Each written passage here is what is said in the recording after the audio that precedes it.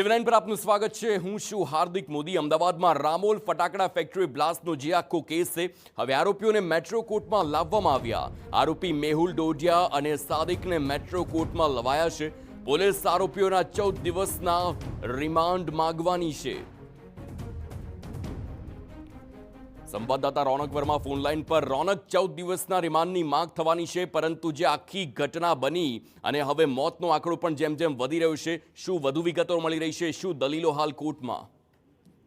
બિલકુલ થી હાર્દિક, 2 દિવસ અગાઉ અમદાવાદના રામોલમાં જે ગેરકાયદેસર રીતે ચાલતી ફટાકડા ફેક્ટરીમાં બ્લાસ્ટ થવાને કારણે શરૂઆતમાં 9 અને આજે સવારે વધુ એક દર્દીનું મોત થયા બાદ જે કુલ મૃતકાંક છે તે 10 સુધી પહોંચ્યો છે। આ સમગ્ર કેસમાં પોલીસ દ્વારા કાર્યવાહી કરવામાં આવી છે અને અત્યાર સુધી જે 3 લોકોની ધરપકડ કરવામાં આવી છે તે પૈકીના 2 એટલે કે મેહુલ ડોડિયા અને સાદિકને કોર્ટમાં રજૂ કરવામાં આવ્યા છે। જ્યારે આ કેસમાં એક મહિલા આરોપી જે છે તેમની તબિયત લથડતાની સાથે તેમને હોસ્પિટલમાં દાખલ કરવામાં આવ્યા છે। મહત્વની વાત એ છે કે જુદા જુદા મુદ્દાઓને લઈને કુલ 14 દિવસના રિમાન્ડની માંગ છે તે થોડીક જ વારમાં પોલીસ છે તે મેજિસ્ટ્રેટ સમક્ષ કરવા જઈ રહ્યા છે, જેમાં અત્યાર સુધી કયા કયા પ્રકારે જે કેસ છે તે ચલાવવામાં આવ્યા હતા। ન માત્ર એટલું પરંતુ અગાઉ પણ 2014માં જે આરોપીઓ છે તેમની સામે આ જ પ્રકારે ગુનો છે તે નોંધવામાં આવ્યો છે। ન માત્ર એટલું પરંતુ અત્યારે જે કામગીરી ચાલી રહી હતી તેમાં આટલો મોટો વિસ્ફોટક પદાર્થ છે તે તેઓ ક્યાંથી લાવતા હતા, કોની સાથે તેઓની નાણાકીય હેરાફેરી છે તે થતી હતી, આર્થિક લેણદેણ છે તે થતા હતા, આ સમગ્ર મામલે તપાસ થશે। ન માત્ર એટલું પરંતુ જે જમીન ઉપર આ કામ કરવામાં આવતું હતું તે જમીનને લઈને પણ